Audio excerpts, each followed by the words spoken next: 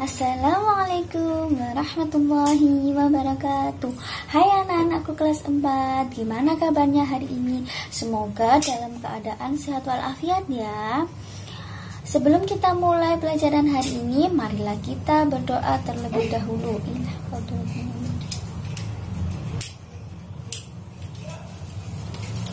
Al-Fatihah.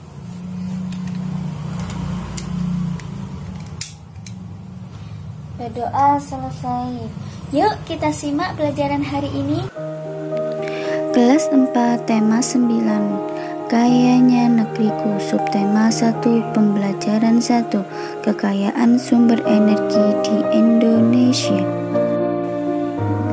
Kita harus banyak bersyukur hidup di bumi Indonesia, bangsa yang dikaruniai sumber daya, salah satunya sumber daya energi, mulai dari minyak, gas, sampai yang bukan minyak.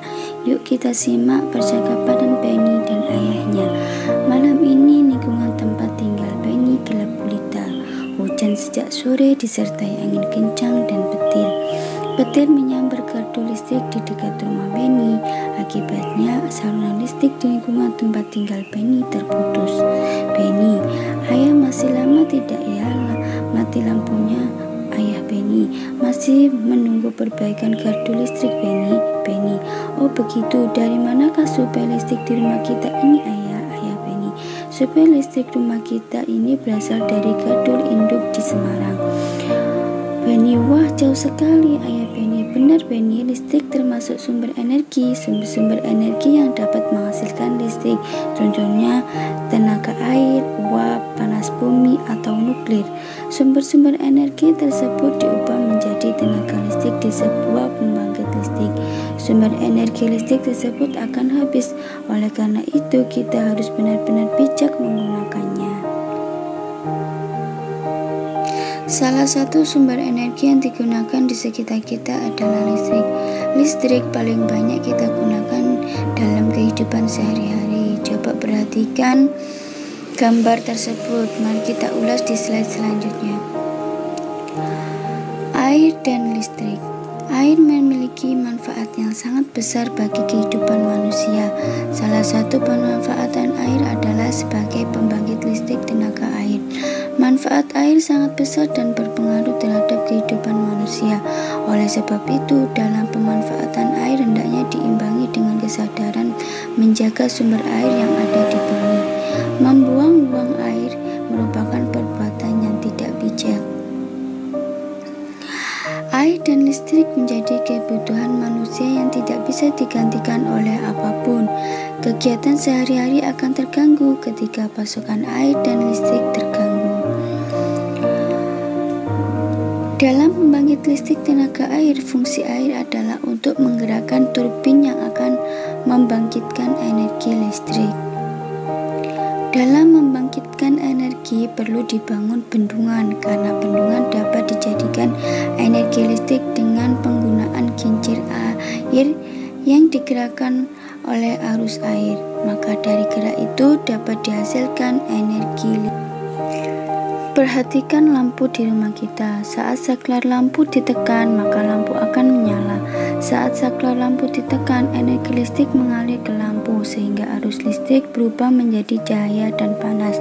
Dari peristiwa tersebut terjadi perubahan bentuk energi, yaitu energi listrik berubah menjadi energi cahaya panas. Contoh peralatan rumah tangga yang menggunakan energi listrik. Kipas angin, kegunaan membuat ruangan menjadi lebih sejuk. Lampu, kegunaan menerangi ruangan. Televisi, kegunaan untuk media hiburan. Laptop, kegunaan belajar dan bekerja. Magicom, kegunaan memasak nasi, dan lain sebagainya. Perubahannya pun berbeda-beda.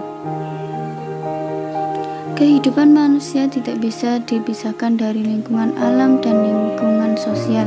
Lingkungan adalah segala sesuatu yang ada di sekitar manusia yang memengaruhi kehidupan manusia. Berikut fungsi lingkungan bagi kehidupan. Lingkungan sebagai tempat mencari makan. Nelayan memperoleh nafkah dari laut, petani memperoleh sumber penghidupannya dari lahan pertanian, pengusaha berusaha memperoleh sumber penghidupan nafkah dari proses produksi, yaitu mengelola bahan-bahan dari lingkungannya. 2. Lingkungan sebagai tempat bekerja. Lingkungan sebagai tempat bekerja, setiap manusia melakukan berbagai aktivitas untuk mencari nafkah. Berbagai aktivitas tersebut menimbulkan terjalinnya interaksi sosial. Hal ini juga menunjukkan ketergantungan antar manusia dengan samanya. Melalui interaksi sosial, manusia mampu mencapai kesejahteraan hidupnya. 3. Lingkungan sebagai tempat tinggal. Lingkungan sebagai tempat tinggal, kalian tentu bisa membayangkan jika suasana lingkungan rumah kotor dan penuh dengan sampah yang bau, tambahan lagi bising, penuh asap pabrik maupun kendaraan, air yang keruh dan listrik yang padam. Tentu sangat tidak nyaman tinggal di kawasan seperti itu, bukan? Tumbuhan dan hewan tidak mampu bertahan hidup jika keadaan lingkungannya berubah. Ikan tidak dapat bertahan hidup di darat dan kambing tidak dapat hidup di air. Setiap makhluk hidup memerlukan lingkungan tertentu sebagai tempat tinggal. Informasi penting dari bacaan. Informasi penting dari bacaan. Lingkungan adalah segala sesuatu yang ada di sekitar manusia yang mempengaruhi kehidupan manusia, baik langsung maupun tidak langsung. Fungsi lingkungan bagi manusia adalah sebagai tempat hidup, mencari makan, tempat berlangsungnya aktivitas manusia, dan sebagai tempat tinggal atau habitat. Lingkungan bisa memengaruhi aktivitas manusia karena segala bentuk kegiatan dalam pemenuhan kebutuhan manusia senantiasa beradaptasi atau menyesuaikan dirinya dengan lingkungan. Lingkungan tidak hanya bermanfaat bagi manusia, namun bermanfaat bagi seluruh makhluk hidup. Kata-kata sulit dari bacaan. Nafkah, artinya nafkah merupakan suatu hak yang wajib dipenuhi oleh seorang suami terhadap istrinya. Nafkah ini bermacam-macam, bisa berupa makanan, tempat tinggal, dan lain sebagainya. Interaksi, artinya interaksi adalah suatu hubungan setiap individu atau seorang secara langsung atau tidak langsung. Keruh, artinya buram karena kotor, tidak jernih.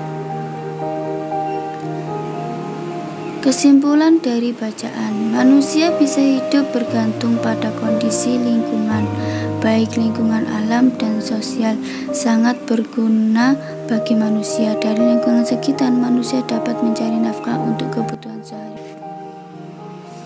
Tugas hari ini, coba kamu perhatikan sumber daya air dalam kegiatan sehari-hari di rumahmu. Cobalah kegiatan-kegiatan yang menggunakan air dan seberapa banyak air yang digunakan. Catat pula usaha-usaha yang sudah dilakukan orang tua dan anggota keluargamu dalam menghemat air. Selamat mengerjakan.